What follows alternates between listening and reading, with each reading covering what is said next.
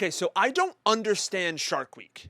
Don't get me wrong, sharks are cool and really dangerous. And like most people, I think that the coolness outweighs the terrifying reality that they could consume you whole if you look at them funny. But are sharks really so cool that they need an entire week of television dedicated to them?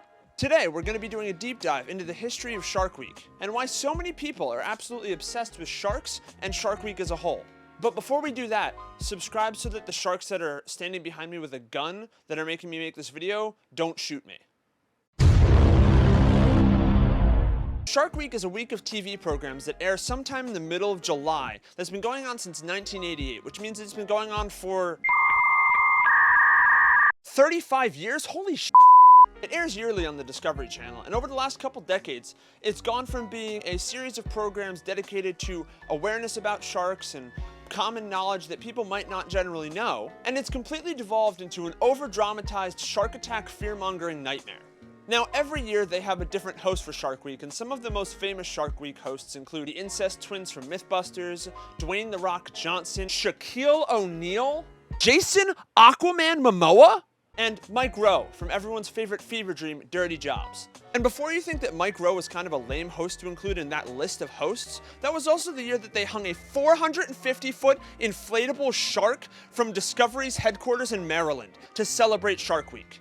Throughout the week, they air a series of different shows and movies dedicated to sharks, all themed around Shark Week. And this year, the schedule was pretty crazy, so I'd just like to read you the synopsis of some of this year's Shark Week episodes. Great White Fight Club, which is a show about how female great white sharks control the entire ocean and control these fierce battlegrounds, but honestly, I think it's lame because I wanted it to be a show about a fight club that we broke the first rule of. Alien Sharks, Strange New Worlds, which is a show where investigators go to South Africa because there are unusually alien-looking sharks that they want to observe. I mean, seriously, people, we just found out that the US government has been in possession of alien ships and biological remnants, and you want to go into the ocean and look for alien-looking sharks? Cocaine Sharks, which, believe it or not, is not a direct sequel to Cocaine Bear, is a show about investigators trying to go find sharks that they believe to have consumed cocaine in the ocean. And they just want to, like, go see them. I mean, I'm not kidding. This is actual programming airing during Shark Week. Raiders of the Lost Shark, which is not an Indiana Jones-themed parody starring sharks. It's a show about investigators trying to go find this random shark that disappeared in the South African seas. Finally, we have The Haunting of Shark Tower, which, because I've watched nothing but Ghost Adventures the last couple weeks, I thought was a show about Zach Bagans trying to go and fight a ghost shark to prove that he is the most alpha ghost hunter. But it turns out it's not even about a real ghost shark, it's about investigators trying to see if ghosts are invading... Ghosts? Sharks were going and invading North Carolina waters, which is pretty lame because Zach Bagans isn't a part of it. But who cares? Zach Bagans will fight that ghost shark, or rather send Aaron in to fight him and sit back and watch. And just to be totally clear here, that is just this year's lineup of shows on the Discovery Channel's Shark Week. The craziest part of Shark Week, though, isn't actually even the Discovery Channel programming. It's the other networks that make shows and movies revolving around sharks that air at generally the same time every year to try to compete with Shark Week. For example, 2013's Sharknado, which is a film that is as ridiculous as I'm making it sound. Before I start this, if you guys want me to do a full-length video about like all of the Sharknado movies, let me know in the comments. To summarize, Sharknado is a movie starring Ian Ziering, who you might know from Beverly Hills 90210 or that really obscure episode of Full House. Oh, that wasn't him. It's just another stereotypical young white guy who looks like him. Oh, it was Candace Cameron's brother. Oh, I should have done more research. He plays a bar owner who's also a professional surfboarder, and he and his family are constantly attacked by this tornado with sharks in it. And they use like all sorts of different ridiculous weapons like chainsaws and harpoons and stuff to fight these sharks. And every time that they think the Sharknado has gone away, it comes back. I should also mention that there are 5 other sequels and 3 spin-off movies to this one movie. So after looking at some of these ridiculous and real programs that air yearly on Shark Week, let's go over some of the controversies behind Shark Week. Over the years, there have been countless controversies surrounding Shark Week, like the legitimacy of the information given out in the episodes, even going down to the diversity of the actual experts. I mean, come on, guys. You don't think that every bit of evidence is legitimate from shows like Great White Intersection, Return to Headstone Hell, and Tropic Jaws?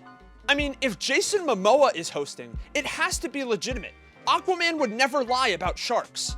Fuck you. And I mean, who could forget the show from about 10 years ago starring the late Paul Walker? And halfway through an episode of the show, they use his death as a transition to get to the next part of the show. Paul and Michael make plans to meet up in exactly 1 year's time when Gill Rakers will pop. But just a few weeks later, Paul passes away. I think the harsh reality of Shark Week is that it's become a lot more about fear-mongering and kind of just spreading hype information about sharks to try to get an audience, and it really lost sight of what it's supposed to be about. The sharks. I mean, look at these guys. How could you let them down like this? Now that we've tackled both the good, if you want to call Cocaine Shark good, and bad of Shark Week, do we really know why people are so obsessed with Shark Week? Honestly, I still don't get it. The only conclusion that I can really come to is that these ludicrous shows and movies perpetuate the stereotype that sharks are actually just man-eating killing machines like in Jaws, which is proven in a study that surveyed the amount of Shark Week shows watched by viewers and showed that shows that include great white sharks are actually the most popular sharks on the week. But just to calm down some of the fear-mongering here, let's do some quick math. So if your odds of being killed in a shark attack is 1 in almost 4 million, and your odds of dying in a car accident is 1 in 84, let's just put this into the calculator here, and your odds of dying from drowning with no involvement from sharks is 1 in 1,000, that means... So why do we feed into this hype and fear-mongering about sharks? What fascinates us about these underwater creatures so much that we dedicate an entire week to learn more about these beasts? Because look at these big motherfuckers! They're absolutely terrifying to look at, and they'll obliterate you and your soul in one bite!